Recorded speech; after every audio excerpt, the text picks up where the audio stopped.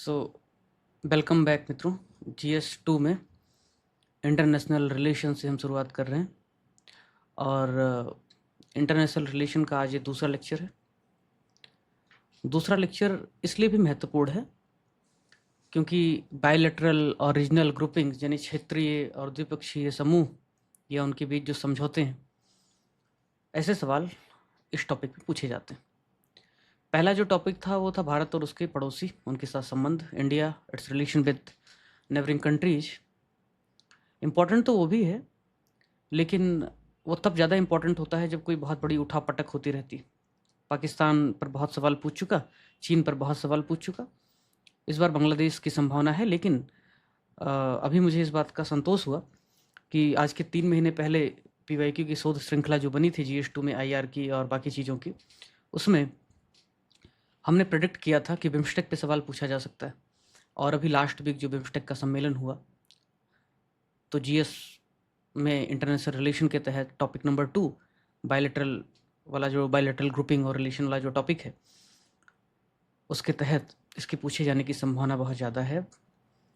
तो फिलहाल के लिए मैं आपको दिखाता हूँ सिलेबस एक बार फिर से, उसके PYQ दिखाता हूँ, प्रीवियस ईयर क्वेश्चंस किस तरह के सवाल पूछे गए हैं, और फिर आपको 5 स्टार टॉपिक पढ़ाऊँगा। ये टॉपिक थोड़ा सा बड़ा है, सेकेंड टॉपिक IR का, इसलिए इसके 2 हिस्सों में करूँगा। कुछ आज पढ़ाऊँगा, कुछ कल पढ़ाऊँगा, बाकी का वैल्यू एडिशन करके आपको कंटेंट दे दूँगा। ठीक है, आइए शुरू करते हैं। हमेशा की तरह आपसे विनम्र निवेदन है कि आप म्यूट रखेंगे ताकि असुविधा ना हो किसी को। आइए,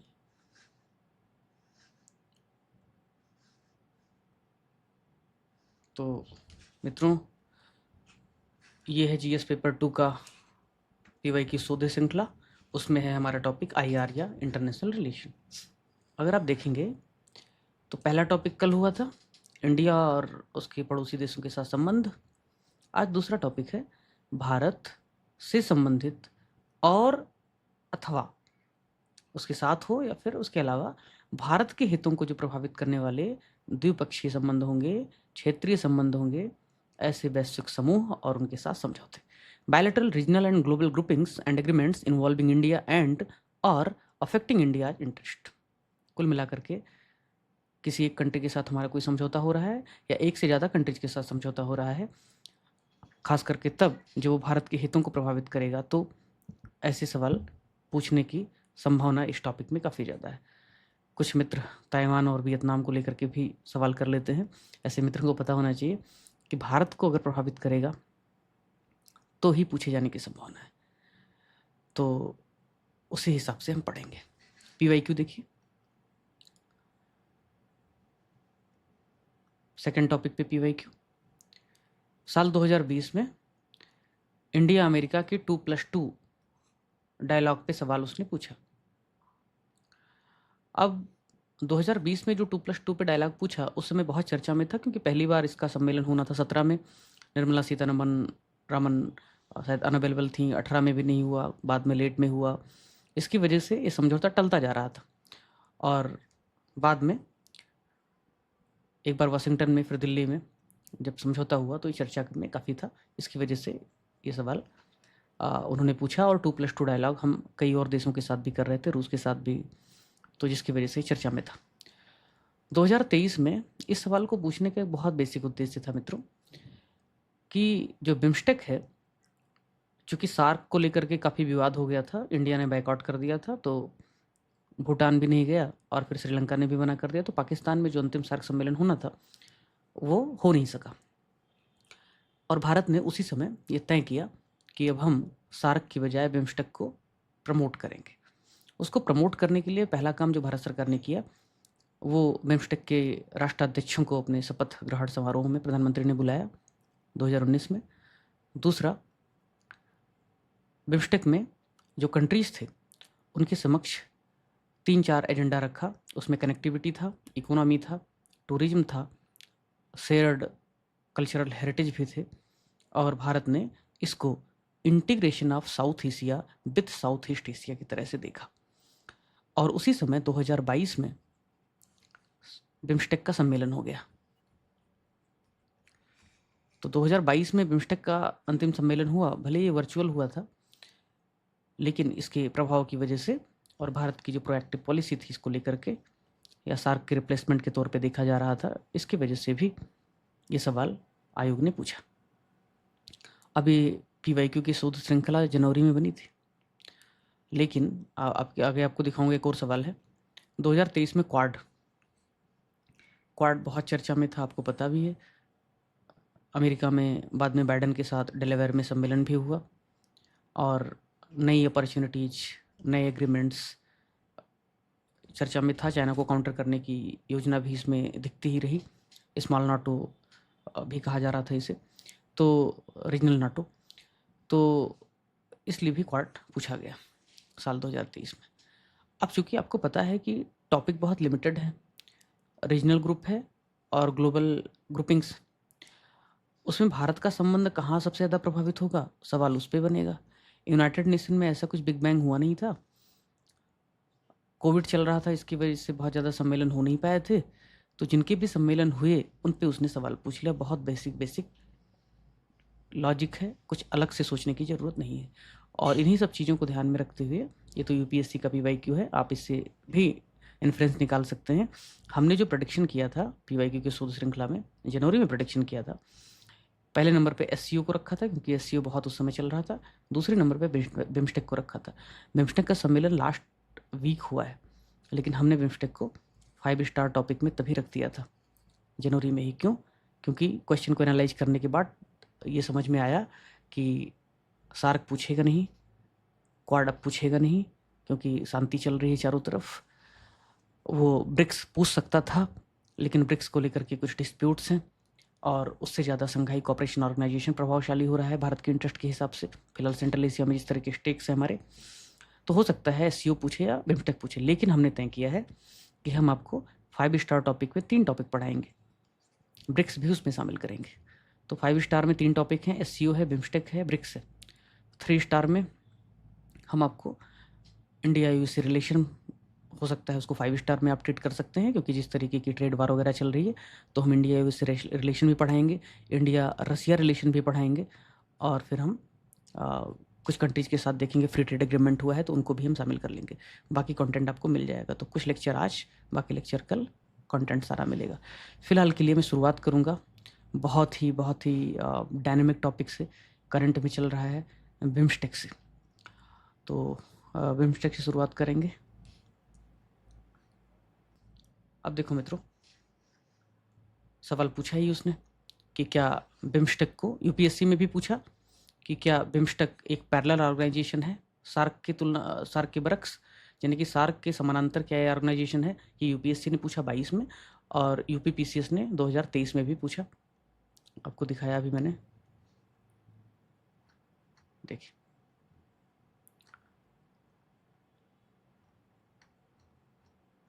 UPPCS ने साल 2023 में पूछा कि सार्क की विफलता क्या बिम्स्टेक को बढ़ावा देने के लिए भारत को मजबूर कर रही है, इस तरीके से। तो UPSC की PYQ को भी इसीलिए हम शामिल करते हैं ताकि आप उसको भी फॉलो कर सकें।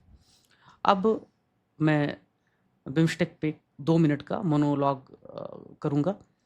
मोनोलॉग इसलिए करूँगा ताकि आपको बेसिक अंडरस्टैंडिंग बिम्स्टेक के बारे में समझ में आ जाए। उसके बाद में कंटेंट अच्छा बनाया है और उसमें हम एक एक करके सभी डायमेंशन डिस्कस करेंगे। तो मोनोलॉग पे भी आपके कुछ पॉइंट क्लियर हो जाएंगे। 1997 में बिम्स्टेक की स्थापना की गई, और उस समय बिम्स्टेक में लिमिटेड कंट्रीज़ थे। बारीक डिटेल में नहीं जाएंगे कि पहले वो बिम्स्टेक था, ऐसी बात नहीं करेंगे। तो लिमिटेड सदस्य थे। उसका उद्देश्य यह था कि किस तरह से पाकिस्तान, जो सार्क में एक बैरियर का काम कर रहा है, उसके अलावा बाकी देशों के साथ में हम कोऑर्डिनेशन करें, सहयोग करें, और ये BBIN यानी कि भारत, भूटान, बांग्लादेश, इंडिया ये जो रोड नेटवर्क है, उन्हीं सब लाइन की, उन्हीं के पैरेलल किया गया प्रयास था।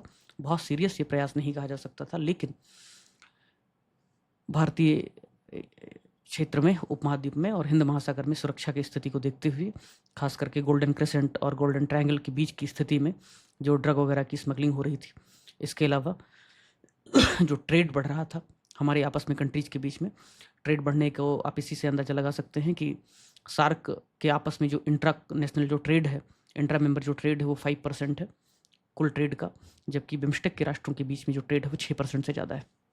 तो ट्रेड बढ़ रहा था, तो भारत को लगा कि कहीं न कहीं बिम्स्टेक महत्वपूर्ण भूमिका निभा सकता है, और सबसे बड़ा उसमें परिवर्तन तब आया जब उसमें थाईलैंड भी शामिल हो गया, उसमें म्यांमार भी शामिल हो गया।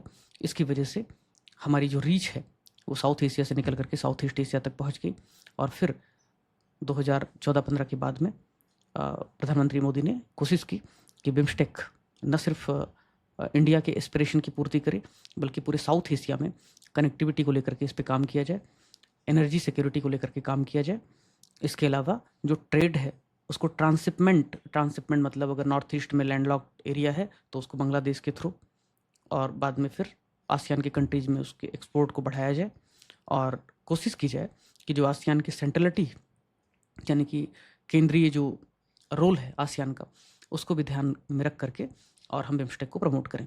तो ये उद्देश्य था। हाल फिलहाल के वर्षों में ये देखा गया है कि बिम्स्टेक की जो कंट्रीज़ हैं वो आपस में ज़्यादा कंफर्टेबल पा रहे हैं डिजिटल पब्लिक इंफ्रास्ट्रक्चर को ऑप्ट करने में, कल्चरल टाइज को बढ़ाने में, पीपल टू पीपल टाइज को बढ़ाने में। उसका एग्जांपल आप देखिए, थाईलैंड ने वीज़ा फ्री फैसिलिटी हमें शुरू किया है, और बांग्लादेश के हमारे जो संबंध हैं, अगर अभी फ़िलहाल की घटना, लास्ट ईयर की घटना छोड़ दी जाए जब वहाँ पे शासन में परिवर्तन हुआ, उसके पहले बांग्लादेश बिम्स्टेक के विजन के साथ बहुत खुद को कंफर्टेबल पाता था, इसलिए भी बिम्स्टेक को भारत प्रमोट कर रहा है।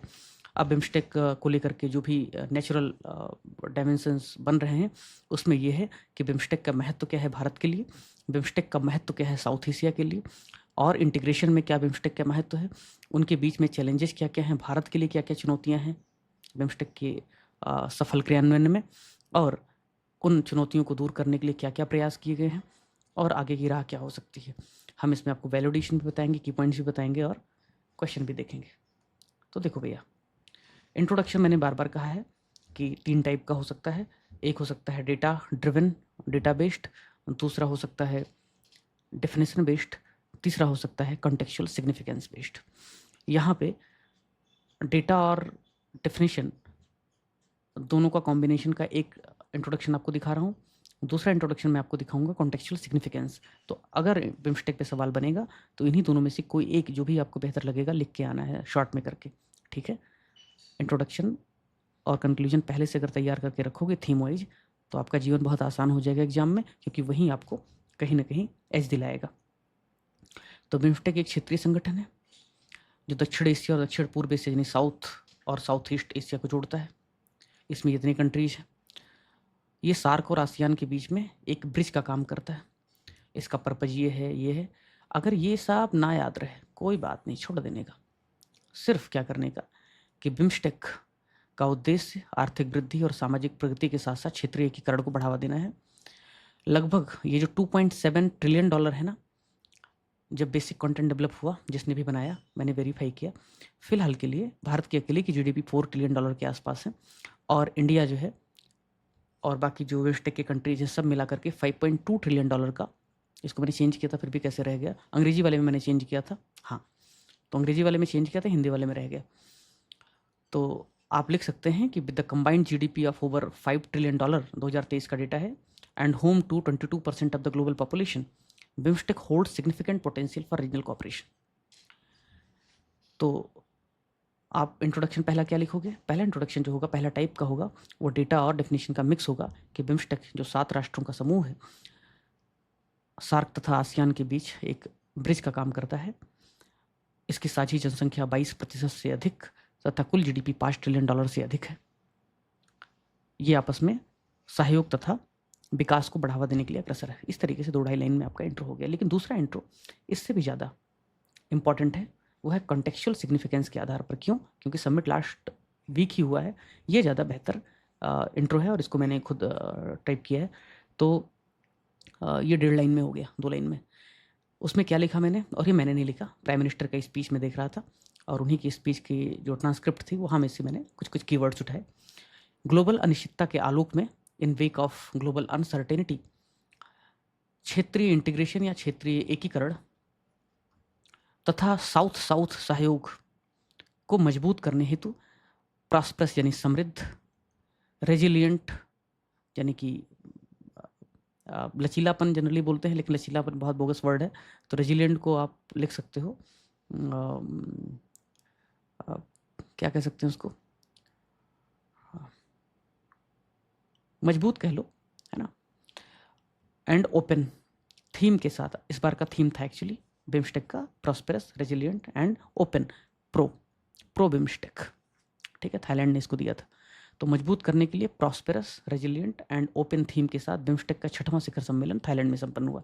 ये कॉन्टेक्चुअल सिग्निफिकेंस के आधार पर अगर आप इनटू लिखोगे 2 लाइन में, तो आपने उसकी थीम को भी बता दिया, साउथ साउथ कॉपरेशन को भी बता दिया, ग्लोबल अनसर्टेनिटी चल रही है, टैरिफ वार चल रहा है, बांग्लादेश भारत के संबंध खराब है, म्यांमार में जुंटा रिजीम चल रहा है, मतलब वहाँ पे सिविल वार चल रहा है, इंटीग्रेशन की बात हो रही है, और 6 सम्मेलन हुआ।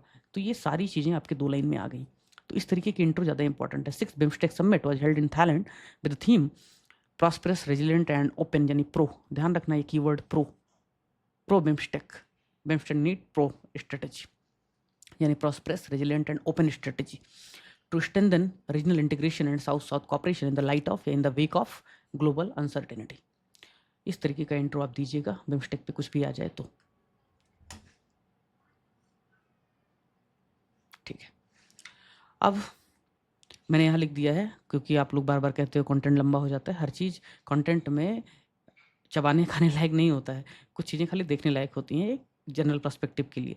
हिस्टोरिकल एवोल्यूशन कैसा हुआ, स्ट्रक्चर क्या है, इसीलिए मैंने बगल में लिख दिया for awareness and prelim perspective only. कुछ लोग हैं जिस बार मेंस नहीं दे रहे हैं, वो एक बार जरूर देख लें, ठीक है, क्योंकि प्रीलिम में अगला कहाँ पूछ लेगा, अगला सम्मेलन कहाँ पे होगा बिम्स्टेक का, पिछला कब हुआ था, इन पर्सन कौन सा है, ये सब चीज़ें। तो ये देख लेना कि बिम्स्टेक की स्थापना कब हुई, कब कौन सा देश शामिल हुआ, क्या हुआ, क्या हुआ, छोड़ दो। असली बात है अब सिग्निफिकेंस ऑफ बिम्स्टेक, क्योंकि सीधा सीधा सवाल पूछ सकता है, अगर जनरल सवाल पूछेगा, जेनेरिक सवाल पूछेगा कि बिम्स्टेक का रीजनल कोऑपरेशन में, क्षेत्रीय सहयोग में क्या महत्व है, तो उसी को ध्यान में रखते हुए, क्वेश्चन को ध्यान में रखते हुए, थीम को ध्यान में रखते हुए हमने इसमें यहाँ पे डायमेंशन क्रिएट किया। तो significance of BIMSTEC in regional cooperation, क्षेत्रीय सहयोग में बिम्स्टेक का महत्व, विद इनपुट्स ऑफ 6 समिट, जो 6ठा समिट हुआ है अभी लास्ट वीक में, अप्रैल 2025, उसके इनपुट को भी मैंने शामिल कर लिया।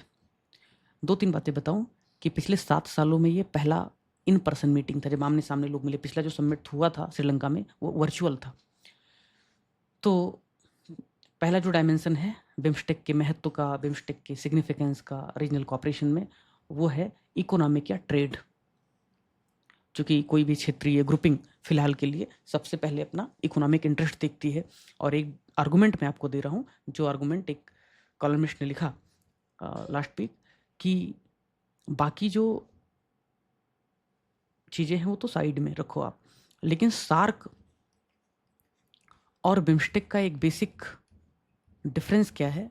सार्क और बिम्स्टेक में एक बेसिक डिफरेंस है कि जो सार्क है वो पॉलिटिकल एनवायरनमेंट के हिसाब से इकोनॉमिक पर्सपेक्टिव को देखती है, या पॉलिटिकल जो सिनारियो है, राजनीतिक जो स्थिति है, फिर उसको ध्यान में रखते हुए आर्थिक अवसर या आर्थिक सहयोग की बात करती है। अगर भारत पाकिस्तान के बीच राजनीतिक स्थिति ठीक है तो सार्क हो जाता था, तो उसमें थोड़ी कनेक्टिविटी, थोड़ी ये थोड़ी वो बात हो जाती थी। बिम्स्टेक उल्टा है। बिम्स्टेक क्या करता है, आर्थिक हितों को, आर्थिक सहयोग को ध्यान में रखते हुए जो पॉलिटिकल सिनेरियो है उसको बदलने की कोशिश करती है। उदाहरण के तौर पर फिलहाल बांग्लादेश का अगर आप स्थिति छोड़ दो, तो बांग्लादेश में काफ़ी लंबे समय तक, जब तक शेख हसीना थी 15 साल तक, इकोनॉमिक इंटरेस्ट किस तरह से सर्व हो सकते हैं दोनों देशों के, किस तरह से नॉर्थ ईस्ट की कनेक्टिविटी बांग्लादेश उपलब्ध करा सकता है, बांग्लादेश को एक्सेस साउथ एशियन कंट्रीज के लिए या बियॉन्ड हम कैसे उनको ट्रांसशिपमेंट दे सकते हैं, ये ध्यान में रखते हुए हम पॉलिटिकल एग्रीमेंट करते थे, लैंड बाउंड्री एग्रीमेंट करते थे, चेक पोस्ट के लिए इंटीग्रेटेड चेक पोस्ट के एग्रीमेंट करते थे, कनेक्टिविटी के एग्रीमेंट करते थे, लैंड पोर्ट अथॉरिटीज के एग्रीमेंट होते थे। तो ये जो बातें हैं, ये सार्क और बिम्स्टेक में एक बेसिक डिफरेंस रखती हैं। ये भी आर्गूमेंट आप दे सकते हैं। फिलहाल के लिए इकोनॉमिक और ट्रेड पोटेंशियल की जहाँ तक बात करें, सहयोग की बात करें, तो बिम्स्टेक में आपस में लगभग 6% तक ट्रेड हो रहा है एक दूसरे के साथ में। यानी कि अगर 100 रुपये का ट्रेड कुल मिलाकर के करते हैं बिम्स्टेक के सभी कंट्रीज, तो 6 रुपये का ट्रेड आपस में करते हैं सातों राष्ट्र। जबकि सार्क के लोग 5% पे टिके हुए हैं बहुत सालों से। और ये जो संगठन है वो दुनिया की सबसे तेजी से fast one of the fastest growing economy है, और इससे आपको अंदाज़ा मिलेगा कि लगभग $5.3 ट्रिलियन की कलेक्टिव जीडीपी है, कुमुलेटिव जीडीपी है। 22% तो पॉपुलेशन है पूरी दुनिया की इनके पास। 2004 में बिम्स्टेक ने फ्री ट्रेड एग्रीमेंट साइन किया था, लेकिन अभी भी वो एनफोर्समेंट के लेवल पे नहीं आया है, अभी भी उसका क्रियान्वयन नहीं शुरू हो पाया है। लेकिन उसकी संभावना बहुत ज़्यादा है कि एफटीए अगर साइन होता है, और ये जब आपको सिग्निफिकेंस को लिखना है, आर्गूमेंट को लिखना है, और आपके पास आर्गूमेंट खत्म हो जाए, तो आप लिखो कि जिस तरीके का ट्रेड वार, टैरिफ वार चल रहा है, या जो मैंने एक आर्गूमेंट यहाँ पे लिखा भी है कि जिस तरीके से डीग्लोबलाइजेशन चल रहा है, उस डीग्लोबलाइजेशन में रीजनल कॉपरेशन या रीजनल जो फ्री ट्रेड एग्रीमेंट है वो काफ़ी मजबूत हो सकता है, काफ़ी बेहतर हो सकता है। ठीक है, तो आप यहाँ पे ये आर्गूमेंट कर सकते हो कि जब दुनिया में डीग्लोबलाइजेशन चल रहा है, विवैश्वीकरण चल रहा है, उस समय अगर BIMSTEC free trade agreement sign करता है तो इससे जो मेंबर कंट्रीज हैं उनको काफ़ी फ़ायदा होगा। और इसी को जो कॉलमिस्ट हैं, इकोनॉमिस्ट हैं, वो लिखते हैं मिनीलेटरल या मल्टीलेटरल, स्पेशली मिनीलेटरल एग्रीमेंट्स। तो जब मल्टीलेटरल एग्रीमेंट नहीं हो पा रहे हैं, जब बहुत बड़ी ग्लोबल ग्रुपिंग में कॉपरेशन नहीं हो पा रहा है, WTO जैसे एजेंसीज फेल हो रही हैं, तो आज ज़रूरी है कि मिनीलेटरल एग्रीमेंट किया जाए। अगर बिम्स्टेक के सारे कंट्रीज भी साथ में नहीं आते हैं, बांग्लादेश साथ में नहीं आता है, तो भारत को Bharat, Bhutan, Thailand, Bharat, Myanmar, Thailand, इन सब के साथ एग्रीमेंट कर लेनी चाहिए। और इसी को ध्यान में रखते हुए भारत के स्ट्रेटजिस्ट ने, भारत की विदेश नीति को बनाने वालों ने भारत, म्यांमार और थाईलैंड, यही था ना जो ट्राइलेटरल हाईवे बनाया था, मल्टी मॉडल कलादान प्रोजेक्ट यहीं पर बनाया है ना, म्यांमार थाईलैंड के साथ ही बनाया ना हमने, है ना? जी सर। हाँ, तो ये कनेक्टिविटी के लिए हमने प्रयास शुरू कर दिया है। और ये इसलिए इम्पॉर्टेंट है क्योंकि कभी भी 100% जो मेंबर हैं, सभी मेंबर्स हैं, वो सहमति में नहीं होंगे। अगर सार्क में भी ऐसा किया गया होता कि सार्क माइनस पाकिस्तान कर दिया गया होता, तो भी सार्क सफल हो जाता। लेकिन सार्क में हमेशा पाकिस्तान के साथ हमने सहमति बनाने की कोशिश की, जो कभी हो नहीं पाया। तो आज ज़रूरी है कि बांग्लादेश, ये आप सुझाव में भी लिख सकते हो, अगर कोई इस तरीके से टॉपिक पूछ ले, इस तरीके से क्वेश्चन पूछ ही ले कि बांग्लादेश के साथ जो संबंध हमारे चल रहे हैं, टर्बुलेंट रिलेशन है, या म्यांमार में जो सिविल वार चल रहा है, उस स्थिति में बिम्स्टेक के सफल होने की कितनी संभावना है। या मान लो ऐसे में बिम्स्टेक पे निबंध आ गया, तो आप वहाँ पे क्वेश्चन पहले रेज करोगे शुरुआत में, थेसिस में, कि म्यांमार में सिविल वार चल रहा है, बांग्लादेश में भी आंतरिक डिस्टर्बेंसेस से भारत के साथ संबंध उतार चढ़ाव से गुजर रहे हैं। ऐसी स्थिति में काफ़ी मुश्किल है बिम्स्टेक को किसी एक उद्देश्य पर पहुँच पाना या कोई सहयोग मुकम्मल तरीके से पूरी कर पाना। लेकिन फिर उसी का वे फॉरवर्ड आप बना सकते हो कि अगर पूरी ग्रुपिंग, पूरे मेंबर स्टेट साथ में नहीं आ सकते हैं, तो इंडिया को कोशिश करनी चाहिए कि उसमें मिनीलेटरल ग्रुपिंग बनाए, छोटे छोटे सब ग्रुपिंग्स बनाए। जैसे कि म्यांमार और थाईलैंड के साथ हमने कनेक्टिविटी प्रोजेक्ट शुरू किया, जैसे भूटान और नेपाल के साथ हमने, और बाद में बांग्लादेश के साथ हमने ग्रिड कनेक्टिविटी की बात शुरू की ताकि हम बिजली एक दूसरे को बेच सकें, खरीद सकें। तो इस तरीके से हम काम कर सकते हैं। तो एफटीए को हम लागू कर दें तो हो सकता है कि जो डिग्लोबलाइजेशन का एक दौर चल रहा है, साउथ एशिया उससे थोड़ा सा अनअफेक्टेड रहेगा, कंपनसेट कर पाएगा। ठीक, रही बात इकोनॉमी के बाद में कनेक्टिविटी की, तो साउथ एशिया का जो क्षेत्र है वो सबसे लीस्ट कनेक्टेड क्षेत्र है। आप अगर नेपाल से चलना शुरू करें, इसी बात पे प्रधानमंत्री ने अपनी स्पीच में जोर भी दिया अभी जो समिट में भाग लेने गए थे। अगर आप नेपाल से चलना शुरू करें और सोचें अपने कार से चल करके मैं थाईलैंड पहुंच जाऊंगा, बहुत मुश्किल होगा। आप यूरोप की कंट्रीज़ में जाएं, किसी भी एक कंट्री में हैं आप, तो 25-26 कंट्री आप वैसे ही घूम लेंगे। क्यों? क्योंकि वहाँ पे मल्टी मॉडल कनेक्टिविटी है। आप कार से जा रहे हैं सड़क पे, अचानक से नदी आ गई, तो वहाँ पे रोरो सर्विस है। अपनी कार यहाँ पे आपने ट्रक में लादा और आप बैठ गए, रोल ऑन रोल ऑफ, यहाँ पे रोल ऑन किया और नदी पार करते ही आपकी कार उतार दी गई, फिर से आपने सड़क पकड़ लिया। ठीक है, आप चले गए आराम से, क्योंकि वहाँ पे मल्टी मॉडल कनेक्टिविटी है और उनका कनेक्टिविटी में जो इंटीग्रेशन है काफ़ी शानदार है।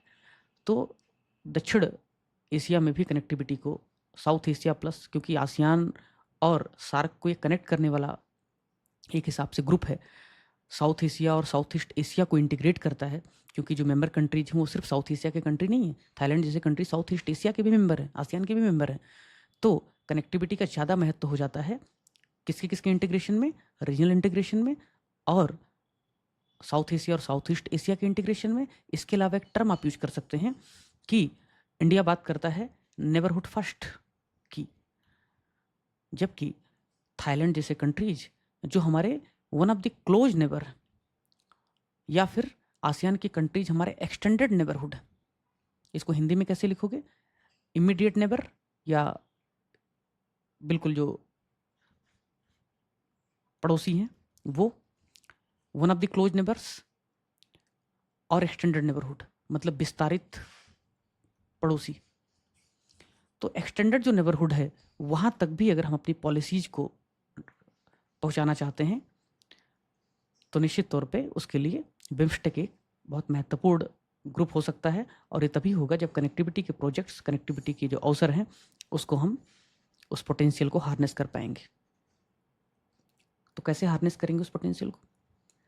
पहले तो एक मास्टर प्लान तैयार करो। आपको दिखाऊंगा किस तरीके से 6 समिट में इन पे बात हुई है। जो बुनियादी ढांचे हैं, बेसिक इंफ्रास्ट्रक्चर है, उनको मजबूत करो ताकि आप नेपाल से दिल्ली तक के लिए हाईवे डेवलप करो, दिल्ली से फिर आप कोलकाता तक के लिए हाईवे डेवलप करो, कोलकाता से फिर ढाका तक के लिए मल्टी मॉडल कनेक्टिविटी डेवलप करो, चट्टगांव तक करो, फिर चट्टगांव से आप पूरा समुद्री रास्ते से आप आसियान में निकल जाओ। जो BBIN समझौता चल रहा था, ऐसे समझौते आप करो ताकि गुड्स और सर्विसेज का ट्रेड हो सके। और कनेक्टिविटी में सिर्फ रोड इंफ्रास्ट्रक्चर या ट्रांसपोर्टेशन नहीं आता है, बल्कि ग्रिड कनेक्टिविटी भी आती है ताकि जो सर्विस हैं, इलेक्ट्रिसिटी जैसी जो सर्विसेज हैं वो भी हो सके। क्योंकि सबसे बड़ी शिकायत रहती है नेपाल की और भूटान की कि इंडिया हमारे यहाँ आता है, हाइड्रो पावर डेवलप करता है और हम पे दबाव डालता है कि एक पर्टिकुलर रेट पे आप बेचो। ये सबसे बड़ी one of the most important या most challenging aspect emerged in India Nepal and India Bhutan relation कि भूटान के साथ हम मगदेचू वगैरह में बड़े बड़े हाइड्रो पावर प्लांट लगा देते हैं और जब बिजली बेचने की बात आती है तो इंडिया उनके टैरिफ को डिसाइड करने में जोर डालता है कि हमको बेचो और इतने में बेचो। तो नेपाल चाहता है, भूटान चाहता है कि हमारे यहाँ जो बिजली बन रही है उसका जो सरप्लस हिस्सा है वो बांग्लादेश जैसे राष्ट्र को, एनर्जी डेफिसिट वाले कंट्रीज को बेचा जाए जिससे हमें ज़्यादा प्रॉफिट हो सके। तो बिम्स्टेक को अगर ग्रिड कनेक्टिविटी पे जोर दिया जाए बिम्स्टेक के द्वारा, जो 2018 में एग्रीमेंट भी हुआ था, तो पावर को लेकर के भी, पावर जो क्राइसिस है, एनर्जी जो सिक्योरिटी है, उसको भी हम टैकल कर सकते हैं। ठीक, सिग्निफिकेंस क्या है इसी को AI की मदद से हमने जनरेट करवा दिया। अब सामरिक और भू राजनीतिक महत्व क्या है, स्ट्रेटेजिक और जियोपॉलिटिकल इंपॉर्टेंस जो सबसे बड़े इंपॉर्टेंस के रूप में, महत्व के रूप में उभरा है फिलहाल के समय में, क्योंकि बांग्लादेश के साथ हमारे जो संबंध जिस तरीके से हैं और पाकिस्तान के साथ जैसे संबंध रह रहे हैं उसको ध्यान में रखते हुए स्ट्रेटेजिक और जियोपॉलिटिकल इंपॉर्टेंस ज़्यादा महत्वपूर्ण हो गया है। तो पहला भारत के लिए महत्वपूर्ण क्या है बिम्स्टेक का? भारत की जो एक्ट ईस्ट पॉलिसी है, एक्ट ईस्ट पॉलिसी, पहले जो लुक ईस्ट पॉलिसी था वो एक्ट ईस्ट पॉलिसी है, उस एक्ट ईस्ट पॉलिसी को पूरा करने में बिम्स्टेक मदद कर सकता है। एक्ट ईस्ट पॉलिसी क्या है? एक्ट ईस्ट पॉलिसी है कि हमारे जो ईस्टर्न नेबर्स, हमारे जो पूर्व में रहने वाले पड़ोसी हैं, उनके साथ हमारे हिस्टोरिकल और कल्चरल, ऐतिहासिक और सांस्कृतिक संबंध रहे हैं। बौद्ध धर्म भारत में उभरा और पूरी दुनिया को आप्लावित किया। उस पूरी दुनिया के बुद्धिज्म में 2 केंद्र सबसे बड़े थे, एक तो हमारे ईस्टर्न जो पड़ोसी हैं अभी फ़िलहाल के लिए आसियान कंट्रीज वो, और दूसरा सेंट्रल एशिया। आप देखेंगे कि पूरी दुनिया भर में जो इस्लाम धर्म है, इस्लाम का सबसे सौम्य रूप, इस्लाम का सबसे एक जो रेडिकलाइजेशन का दौर चल रहा है, इस्लामिक रेडिकलाइजेशन जो टर्म है उसको आप ऑफिशियल भले ना लिखें या आप उसको यूज भले ना करें, लेकिन पूरी दुनिया उसको कॉइन करती है उस वर्ड को, इस्लामिक रेडिकलाइजेशन को। लेकिन आपने क्या कभी सुना कि सेंट्रल एशियन जो कंट्रीज हैं जहाँ पे इस्लाम एक प्रमुख धर्म के रूप में, मेजॉरिटी रिलीजन के तौर पर है, क्या वहाँ पे कभी रेडिकलाइजेशन आपने देखा? कभी नहीं देखा। इंडोनेशिया में आपने रेडिकलाइजेशन देखा? नहीं देखा। एक आध यहाँ का इंडिया का वो चला गया था बदमाश जो प्रीचिंग करता है, उसको छोड़ दिया जाए तो इंडोनेशिया बहुत सौम्य राष्ट्र है, जबकि दुनिया में सबसे ज़्यादा मुस्लिम पॉपुलेशन वहीं पे। तो कुल मिला करके रेडिकलाइजेशन क्यों नहीं हुआ? क्योंकि वहाँ की जो जनरेशन्स हैं उनकी संस्कृति, उनकी कल्चर, उनका वे ऑफ लिविंग में रेडिकलाइजेशन नहीं आया है। और भारत अगर अपने ऐतिहासिक संबंधों को देखता है तो सेंट्रल एशिया में सबसे ज़्यादा बुद्धिज्म का प्रसार हुआ था। हमारे आसियान कंट्रीज में सबसे ज़्यादा बुद्धिज्म का प्रसार हुआ था। तो कहीं ना कहीं हमारे इनके हिस्टोरिकल और कल्चरल जो टाइज हैं, भले उनका धर्म बदल गया हो लेकिन संस्कृति अब भी सेम है, वो मैच खाते हैं। तो उसी संस्कृति को ध्यान में रखते हुए हम people to people ties, cultural relation को बढ़ा सकते हैं। और इससे क्या होगा, हमारा जो एक्ट ईस्ट की पॉलिसी है उसमें एक एम्पेटस मिलेगा। तो एक्सप्रेस ने कवर किया एडिटोरियल में अपने, at BIMSTEC summit an opportunity for India to strengthen its Act East policy. अब चूंकि उसने कहा कि, उनके राइटर ने कहा, कॉलमिस्ट ने कहा कि बिम्स्टेक से हम अपनी एक्ट ईस्ट पॉलिसी को मजबूत कर सकते हैं, तो हमने उसको एक आर्गूमेंट के तौर पे लिख करके आपको दे दिया, ताकि आप जेनेरिक आर्गूमेंट ना लिखें, कुछ नया लिखें आप, है ना, नहीं तो रटा रटाया माल आप लिखोगे चैट जीपीटी का। तो पहला हो गया, ठीक है। दूसरा, इंडिया थाईलैंड स्ट्रेटेजिक टाइज। अब इंडिया और थाईलैंड के बीच दशकों तक जो संबंध था वो साइड लाइन था। क्यों? क्योंकि थाईलैंड को हम एक्सटेंडेड नेबरहुड तक नहीं मानते थे। लुक ईस्ट में कभी उनके साथ सम्मेलन हो गया तो हो गया, अदरवाइज थाईलैंड के साथ हमारे जिस तरीके के हिस्टोरिकल और कल्चरल लिंकेज थे, टूरिज्म का इमेंस पोटेंशियल था, रिलीजियस लिंकेजेस थे, उसको हम हार्नेस करते तो शायद हमारी इकोनॉमिक कॉपरेशन भी बढ़ सकते थे और हमारी स्ट्रेटेजिक पार्टनरशिप भी बढ़ सकती थी। क्योंकि आपको पता है कि इस्थमस ऑफ क्रा को लेकर के थाईलैंड के साथ बातचीत कर रहा था चीन, जो कि पूरा नहीं हो पाया। और ये बातचीत जो चल रही थी वो इंडिया के जो ये कौन सा है हमारा अंडमान निकोबार के उधर वाला, इंडोनेशिया और हमारे बीच जो वह स्टेट है, कौन सा स्टेट है? मलक्का। मलक्का। तो मलक्का स्टेट को चोक करने की जो एक थ्रेट था, एक डिटरेंस था चीन को, कि इंडिया अगर मलक्का स्टेट को चोक कर देगा तो चाइना का 40-50% ट्रेड तो उधर से ही होता है, और पूरी दुनिया का लगभग 30-40% ट्रेड उस रूट से होता है, सी रूट से। ऑयल सप्लाई का मेजर रूट है। तो युद्ध की स्थिति में चाइना के लिए सप्लाई चेन बरकरार रखना मुश्किल हो जाएगा। तो चाइना चाहता था कि हम इस्तमास ऑफ क्रा को ओपन करें, उसके लिए थाईलैंड बहुत इंपॉर्टेंट कंट्री था, लेकिन तब हमने ध्यान नहीं दिया। लेकिन हाल फिलहाल में लगभग 10-15 सालों में थाईलैंड के साथ हमारा जो स्ट्रेटजिक टाई है वो बहुत बेहतर हुआ है। हम उनके पोर्ट को अपने सैन्य पर्पज के लिए भी इस्तेमाल कर रहे हैं, और बाकी ट्रेड टूरिज्म तो है ही, वीजा एंड अराइवल उन्होंने हमें दिया हुआ है।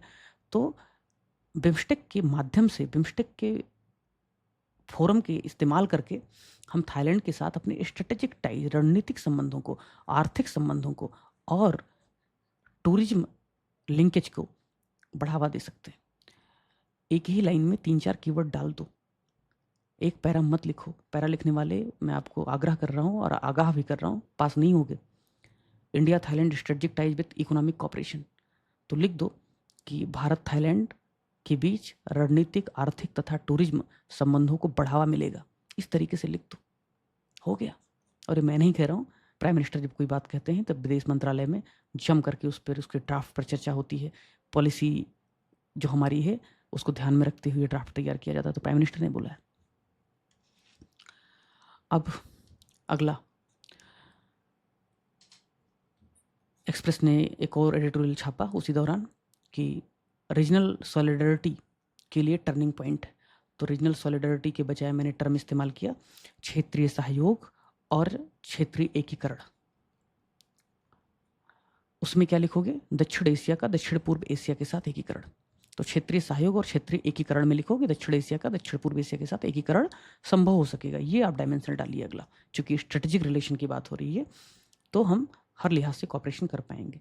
और ये जो साउथ एशिया और साउथ ईस्ट एशिया का कॉपरेशन है वो कैसे होगा? India Myanmar, India plus Bangladesh plus ASEAN, India plus Bangladesh plus Thailand, India plus Myanmar plus Thailand. इस तरीके की अगर हम ग्रुपिंग बनाएं, इस तरीके के हम ब्लॉक्स बनाएं, तो हम रीजनल कनेक्टिविटी, रीजनल कोऑपरेशन को इंश्योर कर सकते हैं। और लास्ट पॉइंट जो स्ट्रेटेजिक रिलेशन में था, जिसको मैंने कुछ भी बोल वचन नहीं किया है, वो है सार्क के विकल्प के रूप में। यूँ तो भारत सरकार कभी नहीं कहती है, भारतीय विदेश नीति कभी नहीं कहती है कि बिम्स्टेक को हम सार्क के रिप्लेसमेंट के रूप में देख रहे हैं, लेकिन चूंकि सवाल आपसे पूछा है आयोग ने, और स्ट्रेटजिस्ट रणनीतिकार मानते हैं कि भारत चाहता है कि बिम्स्टेक को बढ़ावा दिया जाए, सार्क को बहुत ज़्यादा महत्व न दिया जाए पाकिस्तान की वजह से। तो ये अघोषित विदेश नीति है हमारी, जो सार्क को रिप्लेस करने के लिए बिम्स्टेक का इस्तेमाल कर रहा है। इसके क्या फ़ायदे होंगे? पहला फ़ायदा होगा पाकिस्तान का बैरियर ख़त्म हो जाएगा। दूसरा फ़ायदा होगा कि शांतिपूर्ण सहयोग और आर्थिक संबंधों को बढ़ावा मिलेगा। तीसरा होगा रीजनल और एक्सटेंडेड नेबरहुड का इंटीग्रेशन हो पाएगा। चौथा, जो हमारे क्षेत्र में, हमारे साउथ एशिया और साउथ ईस्ट एशिया में चाइना का जो एक्सपेंशन है, चाइना का जो प्रेजेंस है, उसको काउंटर करने में मदद मिलेगी, क्योंकि चाइना स्ट्रिंग ऑफ पर्ल्स के माध्यम से हमें घेरना चाहता था। आसियान के राष्ट्रों में चाइना के साथ बहुत ज़्यादा सहयोग है। आज वर्तमान में पूरी दुनिया में 100 से ज़्यादा ऐसे कंट्रीज़ हैं जो चाइना के सबसे बड़े ट्रेडिंग पार्टनर हैं। और भारत अगर साउथ एशिया और साउथ ईस्ट एशिया के साथ अच्छे संबंध रखता है तो भारत RCEP में न शामिल होकर के जो भारत को नुकसान हुआ है उसको भी कहीं ना कहीं कंपनसेट कर पाएगा। क्यों? क्योंकि RCEP में जो 15 कंट्रीज थे, 10 आसियान के और 5 और, उसमें चीन भी शामिल था। और अगर फ्री ट्रेड एग्रीमेंट इंडिया करता तो इंडिया का मार्केट एग्रीकल्चर और डेयरी प्रोडक्ट से भर जाता, चीन डंपिंग कर देता। इसलिए भी भारत ने RCEP से बाहर रहने का फैसला किया। लेकिन भारत अगर RCEP माइनस चाइना करे, यानी चाइना को साइड में रख के बाकी RCEP के जो मेंबर कंट्रीज हैं उनके साथ फ्री ट्रेड एग्रीमेंट करे, उनके साथ व्यापारिक सहयोग को बढ़ाए, तो RCEP की जो कमी है वो भारत पूरी कर सकता है। ठीक है, तो ये सब भी भारत देख रहा है। अब अगला है डिजास्टर मैनेजमेंट। चूँकि साउथ एशियन कंट्रीज और साउथ ईस्ट एशियन कंट्रीज जो हैं वहाँ पे डिजास्टर की संभावना, डिजास्टर की पोटेंशियल, डिजास्टर की बारंबारता, फ्रीक्वेंसी काफ़ी बढ़ गई है। बे ऑफ बंगाल में जो साइक्लोन आने की जो नंबर थी, फ्रीक्वेंसी थी, वो तो बढ़ी ही है। उसके अलावा जो उसकी इंटेंसिटी थी, उसकी जो क्षमता थी, वो भी बढ़ करके सुपर साइक्लोन के लेवल पर पहुंच गई। यानी पहले इतने सुपर साइक्लोन नहीं आते थे, अब ज़्यादा आ रहे हैं। फानी जैसे सुपर साइक्लोन आपने देखा ही है। उनकी बारंबारता भी बढ़ी क्योंकि ओशियन टेम्परेचर बढ़ रहा है, सी लेवल राइज हो रहा है, और टेम्परेचर बढ़ने की वजह से उनको मॉइस्चर, उनको जो एक ऊर्जा मिलती है साइक्लोन को, वो ज़्यादा मिलती है। इसकी वजह से इनकी फ्रिक्वेंसी भी बढ़ रही है और इनकी जो इंटेंसिटी है वो भी बढ़ रही है। सुनामी आपने देखा ही था। तो डिजास्टर मैनेजमेंट और क्लाइमेट चेंज को टैकल करने के लिए भी साउथ ईस्ट एशियन कंट्री, जो एशियन कंट्रीज हैं, वो आपस में आ सकते हैं।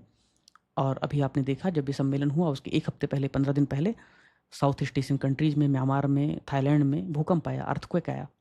2004 की सुनामी आपको पता ही है, बाढ़ आता ही रहता है। तो ऐसे नेचुरल डिजास्टर्स से भी टैकल करने के लिए भारत इनके साथ कॉपरेशन कर सकता है, क्योंकि भारत के पास इसमें काफ़ी एक्सपर्टीज है।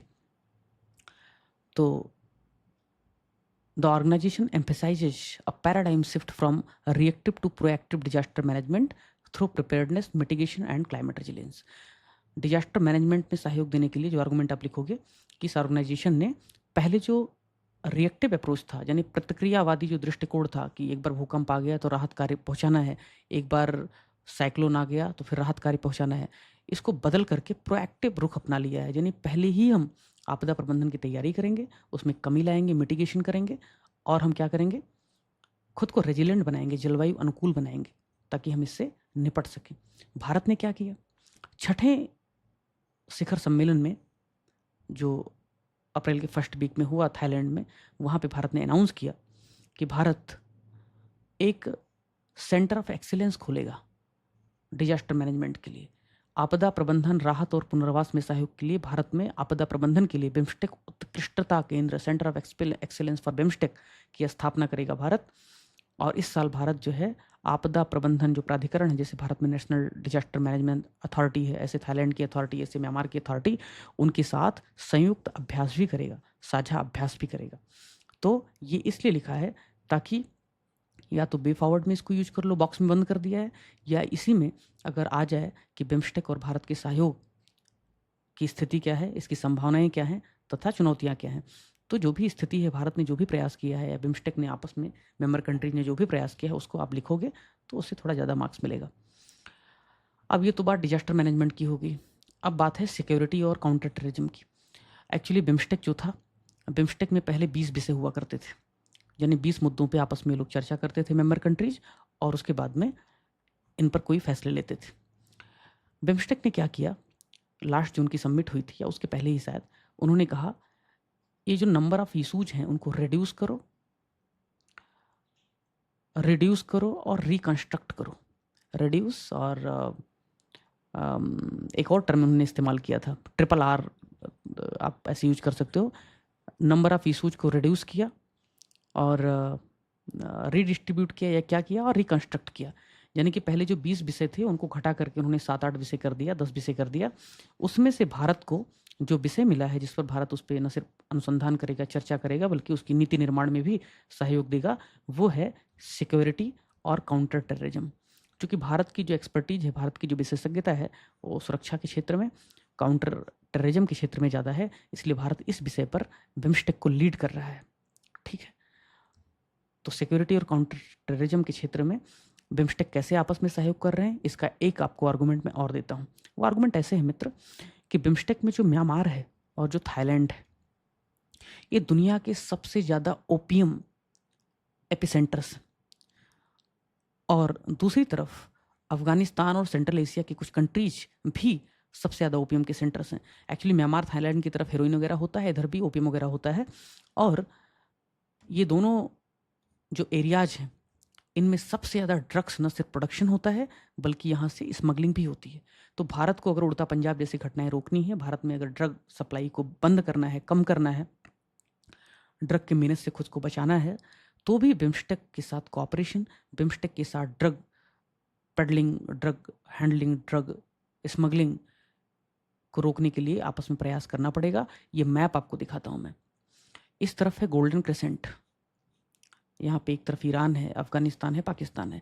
यहाँ जम करके आप अफीम वगैरह पैदा किया जाता है। आपको पता ही अफगानिस्तान में तालिबान अपने खर्चे को फाइनेंस करने के लिए अफीम का उत्पादन बहुत ज़्यादा करता था, पता ही है।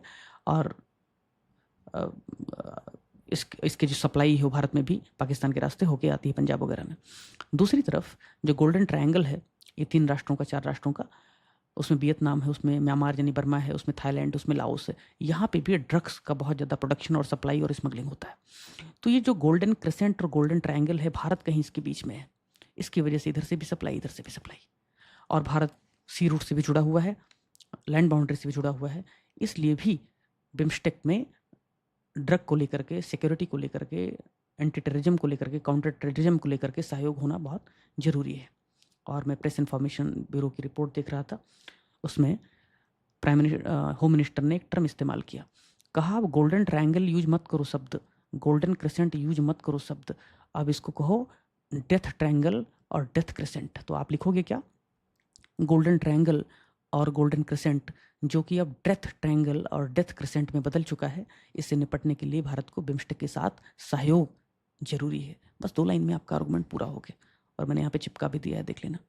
ठीक है, तो ये सारे सहयोग के संभावित क्षेत्र थे जहाँ जहाँ भारत और बिम्स्टेक को आपस में सहयोग करना है।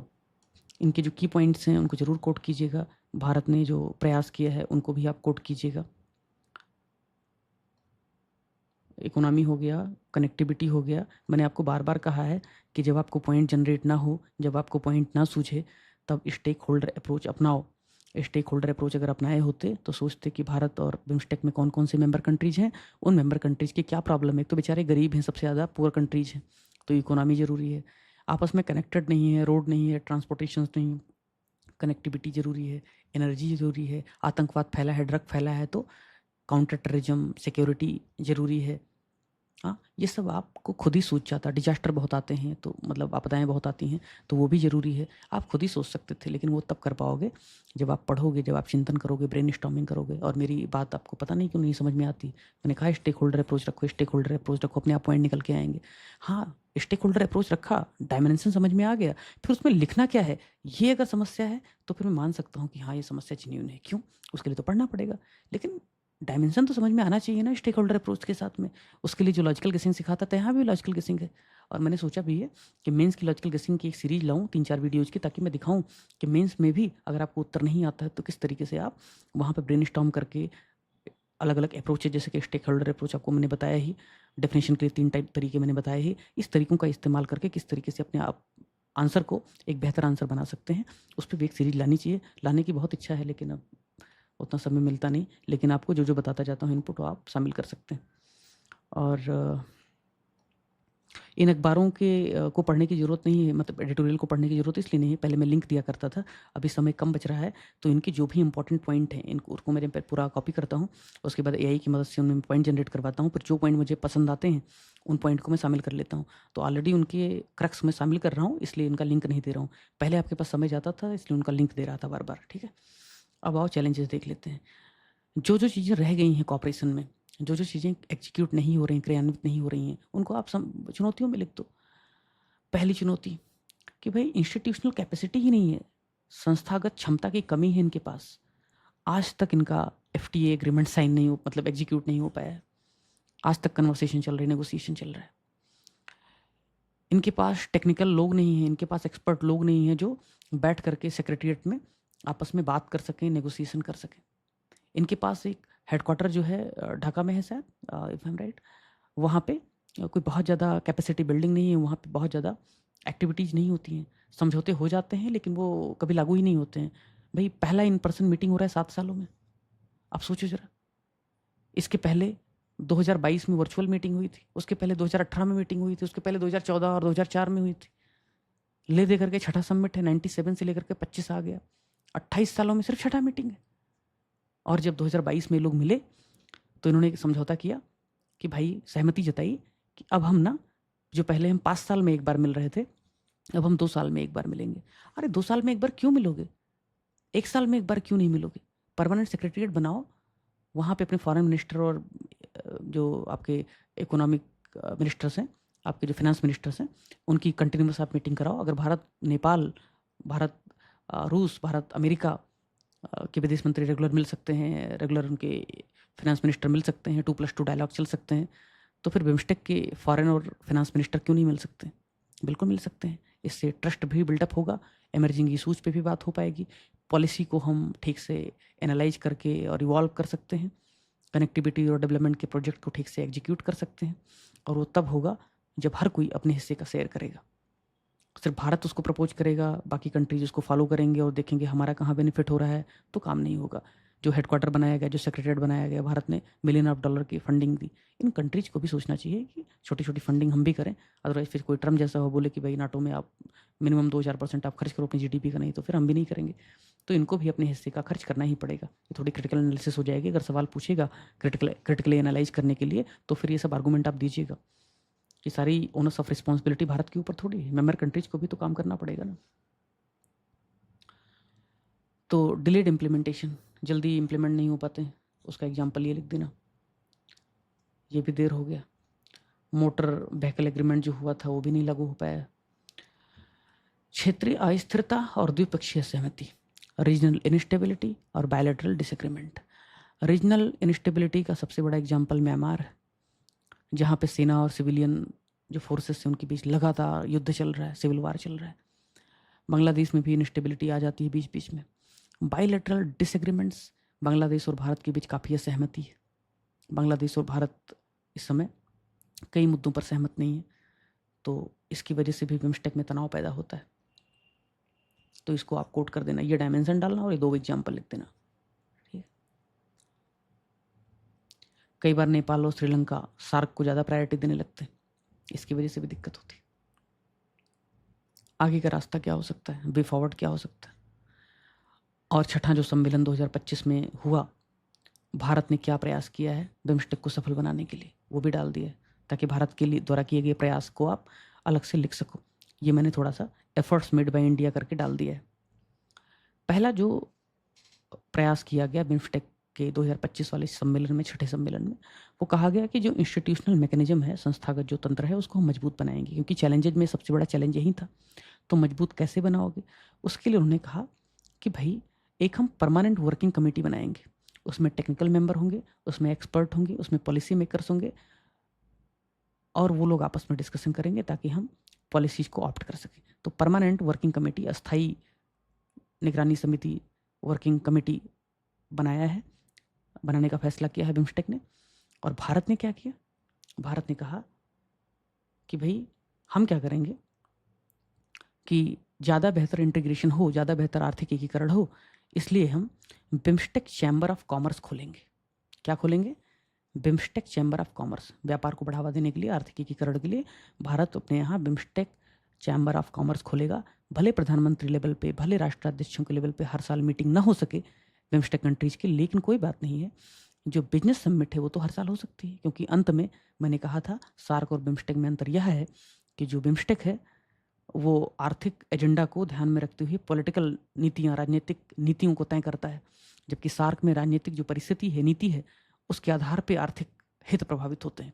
तो बिम्स्टेक में अगर business chamber, BIMSTEC chamber of commerce को प्रमोट किया जाएगा, उनकी हर साल समिट होगी, तो निश्चित तौर पे इससे आर्थिक एकीकरण करने में, उसके लिए नीतियाँ बनाने में मदद मिलेगी। ठीक है, और हर साल भारत में शिखर सम्मेलन आयोजित होगा। नंबर 1। नंबर 2, भारत ने कहा कि ह्यूमन रिसोर्स की बड़ी दिक्कत है बिम्स्टेक कंट्रीज में, और ऊपर लिखा भी था कि एक्सपर्ट नहीं है, काबिल लोग नहीं है, टेक्निकल पर्सन्स नहीं है, पैसे की भी बहुत दिक्कत है, फाइनेंशियल रिसोर्स की भी बहुत दिक्कत है। तो भारत ने कहा चलो हम इसका सोल्यूशन निकालते हैं। क्या सोल्यूशन निकालेंगे? बोधि नाम का कॉन्सेप्ट दिया। भारत ने कहा हम बोधि करेंगे।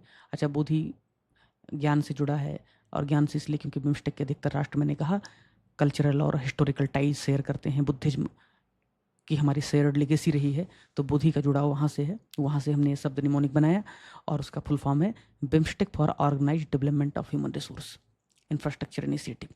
तो बोधि प्रयास भारत कर रहा है, इसके माध्यम से ह्यूमन रिसोर्स डेवलपमेंट करेगा। अब ह्यूमन रिसोर्स डेवलपमेंट में क्या क्या हो सकता है उसको लिखने की ज़रूरत नहीं है, उसमें स्कॉलरशिप होगा, उनको ट्रेनिंग देगा, उनके डिप्लोमेंट को ट्रेनिंग देगा, उनके स्टूडेंट का दाखिला करवाएगा, उनकी कैपेसिटी बिल्डिंग करेगा, वो सब करेगा भारत लिमिटेड लेवल पे। जबकि फाइनेंशियल इंटीग्रेशन के लिए, फाइनेंशियल पॉसिबिलिटीज़ को तलाशने के लिए भारत ने कहा कि हम लोकल करेंसी में व्यापार करेंगे। क्या करेंगे? हम लोकल करेंसी में व्यापार करेंगे। भारत ने वादा किया दो। तो फाइनेंशियल और ह्यूमन रिसोर्स को चैलेंजेस जो हैं बिम्स्टेक में, उसको चैलेंजेस में लिखना। भारत ने जो प्रयास किया है वो है लोकल करेंसी में ट्रेड और बोधि नाम का प्रयास। अगला, ट्रेड और इकोनॉमिक कॉपरेशन को बढ़ावा दिया जाएगा। वहीं रिपीटेड पॉइंट्स, कनेक्टिविटी को सुधारने के लिए भारत ने भी काफ़ी प्रयास किया है, और बिम्स्टेक ने भी डिक्लेरेशन को ऑप्ट किया है। तो क्या करेंगे? मल्टी मॉडल ट्रांसपोर्ट इंफ्रास्ट्रक्चर को तेज किया जाएगा। चैलेंजेस में भी यही लिखना है कि बिम्स्टेक में कनेक्टिविटी की कमी है, इंफ्रास्ट्रक्चर की कमी है। वे फॉरवर्ड में भी यही लिखना है कि मल्टी मॉडल ट्रांसपोर्ट इंफ्रास्ट्रक्चर को बढ़ावा देना चाहिए, बढ़ावा देने की आवश्यकता है। और भारत ने जो प्रयास किया है वो भी आप लिख सकते हो कि भारत ने कहा कि बिम्स्टेक ग्रिड इंटरकनेक्शन को हम मजबूत करेंगे, डिजिटल कनेक्टिविटी को भी मजबूत करेंगे। और भारत ने इसके लिए अपना जो डिजिटल पब्लिक इंफ्रास्ट्रक्चर है, डीपीआई जो है, जिनमें विशेषता यूपीआई है, फिनटेक टेक्नोलॉजीज हैं, वो मेंबर कंट्रीज के साथ भारत शेयर करेगा।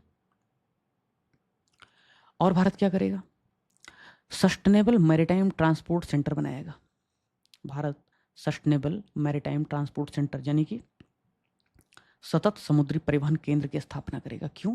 क्योंकि जो बिम्स्टेक के अधिकतर कंट्रीज हैं वो तटीय राष्ट्र हैं, समुद्री राष्ट्र हैं, और कुछ कंट्रीज समुद्री राष्ट्र होने के बावजूद भी फिशिंग कैसे करनी है, सस्टेनेबल ब्लू इकोनॉमी को कैसे प्रमोट करना है, ये सब कीवर्ड लिख के आना। भारत का जो सिक्योर एजेंडा है, या भारत का जो सेफ ओशियन इकोनॉमी का जो कॉन्सेप्ट है, सस्टेनेबल ओशियन इकोनॉमी या ब्लू इकोनॉमी का जो कॉन्सेप्ट है, उसको ये कंट्रीज अडॉप्ट नहीं कर पा रहे हैं, उनके पास उतनी कैपेसिटी नहीं है। तो भारत ने कहा हम सस्टेनेबल मैरीटाइम ट्रांसपोर्ट सेंटर की भी स्थापना करेंगे, और ये न सिर्फ ट्रांसपोर्टेशन में हेल्प करेगा, मल्टी मॉडल कनेक्टिविटी में भी हेल्प करेगा, बल्कि ब्लू इकोनॉमी को भी कहीं ना कहीं ये हार्नेस करेगा। और क्या किया? अच्छा, जो भारत ने बोला, भारत ने कई चीज़ें कही, बिम्स्टेक ने कुछ चीज़ों को सीधा सीधा अपने डिक्लेरेशन में, अपनी घोषणा में अडॉप्ट कर लिया, जैसे कि मैरीटाइम ट्रांसपोर्ट एग्रीमेंट। डिजास्टर पर भी भारत ने प्रपोजल दिए हैं कि गृह मंत्रियों के बीच नियमित बैठक हुई है वो, बट इंपॉर्टेंट नहीं। ठीक। निष्कर्ष, निष्कर्ष कैसे लिखोगे?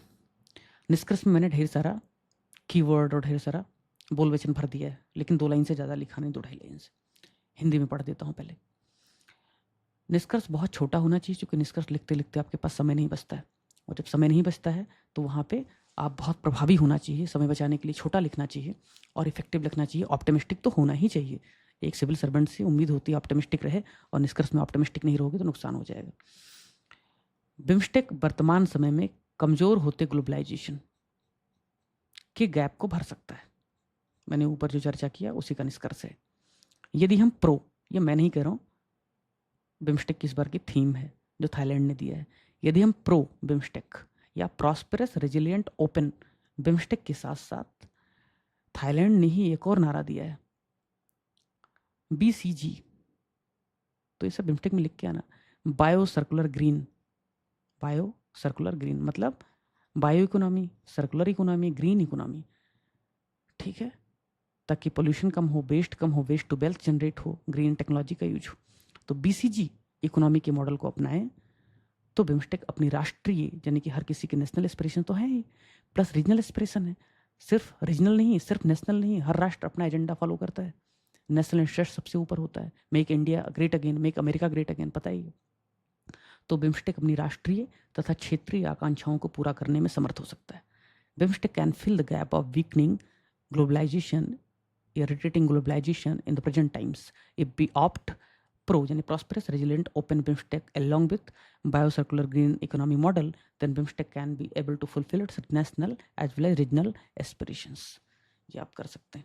उसके बाद आपके लिए सवाल है, क्षेत्रीय सहयोग के लिए बिम्स्टेक के महत्व की चर्चा कीजिए, ये किन चुनौतियों का सामना कर रहा है और उन्हें कैसे दूर कर सकता है। वहीं जनरल बहुत जेनेरिक क्वेश्चन, ठीक है। उम्मीद है समझ में आया होगा आपको बिम्स्टेक। समझ में आया मित्रों? कुछ समझा? बिम्स्टेक समझ में आया? खाली डायमेंशन भी पढ़ लोगे, थोड़े कीवर्ड भी देख लोगे तो भी आप अच्छे से आंसर कर पाओगे। बाकी ये बकर है, 1.5 पे लगा के सुन लेना, 20-25 मिनट में बकर से आपको पूरा क्लियर हो जाएगा। ऐसा तो है नहीं कि 1 घंटे का आपने यूट्यूब पे सुना और समझ में कुछ नहीं आया। तो इरेलेवेंट चीज़ें वैसे भी नहीं करते हम लोग, कर लेना। ये क्वेश्चन बहुत आसान है, प्रैक्टिस करके ग्रुप में शेयर करना, ठीक है। अगले जो 2 टॉपिक हैं जो 5 स्टार वाले, उनको हम कल पढ़ाएंगे, बाकी वैल्यूडेशन मिल जाएगा आपको। कुछ लोगों को चिंता होती है कि कंटेंट पहले नहीं मिल पाता है। भाई मेरे एक टॉपिक पे कई घंटे लग जाते हैं, तो कीवर्ड रिसर्च, आर्गूमेंट, बहुत काम करना पड़ता है। तो आपको कोशिश करेंगे कि हम लेक्चर के पहले आपको इंग्लिश वाला कंटेंट उपलब्ध करा दें, लेकिन समय सीमा के अंदर ही आपको कंप्लीट करके देंगे सब कुछ। लेकिन थोड़ा सहयोग बनाए रहो, बहुत डायनेमिक टॉपिक है, बहुत जल्दबाजी करेंगे बिम्स्टेक पे सवाल आएगा, तुम प्रो वाला नहीं लिख पाओगे, BCG नहीं लिख पाओगे, या बाकी जो कीवर्ड आपको बताया हमने वो नहीं लिख पाओगे, तो कोई फ़ायदा नहीं होगा। जल्दबाजी से अगर लाभ होता तो कर लेते, कर रहे हैं, कोशिश कर रहे हैं, टीम मेंबर्स हैं, लेकिन जिन्होंने कंटेंट बनाया उनकी समझ और मेरी समझ में अंतर होगा। तो सारा काम अगर उनसे हो जाता है फिर मुझे दिक्कत नहीं होता, लेकिन अंत में मुझे पढ़ाना है तो मुझे अपने इनपुट देने ही पड़ेंगे, तो मजबूरी है। फिर उसकी डिजाइनिंग में काफ़ी समय लगता है। ऐसा तो है नहीं कि 4 पेज कोई एक कर रहा है, 4 पेज कोई दूसरा करेगा, ऐसा कर नहीं सकते, इतने रिसोर्स भी नहीं, ठीक है। चलें फिर, क्वेश्चन लिख लेना, लिख करके सबमिट कर देना, क्योंकि क्वेश्चन बहुत जेनेरिक है। यहाँ पे लाइव लिखाएंगे, आधे लोग भाग जाओगे, ठीक है। उसमें अगर कुछ एप्लीकेशन बेस्ड क्वेश्चन होता तो हम यहीं पे डिस्कस कर देते, जो कि पहले मैं लाइव सेशन में करता ही था। PYQ में जो पूछा था क्या ये सार का रिप्लेसमेंट है, उस पर मैंने चर्चा कर ही ली है। बाकी एप्लीकेशन बेस्ड क्वेश्चन बहुत बिम्स्टेक पे बन नहीं रहा है। रीजनल इंटीग्रेशन की जहाँ तक बात हमने चर्चा कर ली है। अब आपके कोई सवाल हो, कोई सुझाव हो तो आप कर सकते हैं, मैं फ्री हूँ, बात कर सकता हूँ। बोलो भैया, एक एक करके बोलिए। सर मेरा क्वेश्चन ये है, यस, सर जैसे कि डायमेंशन बिम्स्टेक में अगर डायमेंशंस के ऊपर फोकस करके पूछा जाता है कि जो कंट्रीज हैं, पार्ट है जो इनके बीच में कोऑपरेशंस कैसे होते हैं, सर ऐसे डील कैसे जैसे करेंगे, जैसे कि इंडिया अपने तरफ से स्पेस वगैरह के लिए हेल्प करने के लिए बोला है, और ये सब अलग अलग डायमेंशंस के बीच में ऐसे मतलब मोमेंट होना सा नहीं हो जाएगा कि जैसे कि सर ये डायमेंशन, वो डायमेंशन, साइंस का डायमेंशन, इकोनॉमिक का डायमेंशन, तो सर जैसे बहुत ज्यादा रिस्पॉन्स हो जाएंगे, तो उसमें ऐसे कैसे डील कर सकते हैं? एक्चुअली बाकी मेंबर कंट्रीज क्या प्रयास कर रहे हैं उनको जानने की ज़रूरत नहीं है, लेकिन भारत क्या प्रयास कर रहा है ये जानने की ज़रूरत है 2 कारणों से। पहला, सिलेबस में लिखा है कि रीजनल और बायलैटरल ग्रुपिंग्स या ग्लोबल ग्रुपिंग्स और उनका भारत पर क्या प्रभाव पड़ रहा है। तो भारत पर जो प्रभाव पड़ेगा वो भी पता होना चाहिए, और भारत जो प्रयास कर रहा है वो भी पता होना चाहिए। इसलिए भारत के द्वारा किए गए प्रयासों के पॉइंट को मैंने यहाँ पे नोट किया है, नंबर 1। नंबर 2, बिम्स्टेक ग्रुप में भी, सार्क ग्रुप में भी भारत सबसे बड़ा राष्ट्र है, आर्थिक और GDP के आधार पर भी, पॉपुलेशन के आधार पर भी, ज्योग्राफी के भी आधार पर। तो भारत के सबसे बड़े राष्ट्र होने के नाते भी भारत की क्या भूमिका है, भारत के क्या रोल हैं, भारत क्या प्रयास कर रहे हैं, आपको पता होना चाहिए। इनके अलावा भी बात करें तो आप एग्ज़ाम दे रहे हैं उत्तर प्रदेश सिविल सेवा का और भारत की सिविल सेवा का, तो वहाँ पे जो पूछेगा वो भारत के कॉन्टेक्स्ट में ज़्यादा पूछेगा।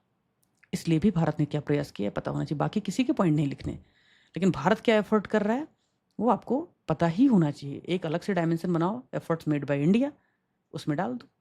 या फिर जब आप आर्गूमेंट लिख रहे हो तो भी वहाँ पे मिक्स कर सकते हो, डिपेंड अपान की 8 नंबर का क्वेश्चन है, 12 नंबर का क्वेश्चन, इसलिए भारत के द्वारा किए गए प्रयासों को बताया। ठीक है, और 3 ही 4 पॉइंट तो बताया है। सस्टेनेबल मैरीटाइम ट्रांसपोर्टेशन वाला इंडिया ने, बिजनेस चैम्बर कॉमर्स वाला 2 हो गया, डिजास्टर मैनेजमेंट के लिए 3 हो गया, बोधि 4 हो गया। 4 ही पॉइंट, पढ़ाने में थोड़ा सा लंबा हो जाता है, 4 पॉइंट याद रखना है, Bodhi, business chamber commerce, maritime, sustainable maritime transportation 3, और एक और कौन सा बताया अभी, 4 ही पॉइंट। अब बताओ, ठीक है, और कोई मित्र?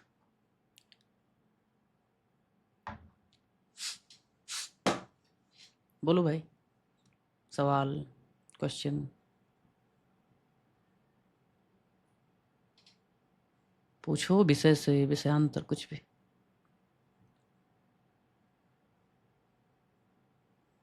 कुछ नहीं, ठीक है फिर चलो, शुभ रात्रि। ठीक है।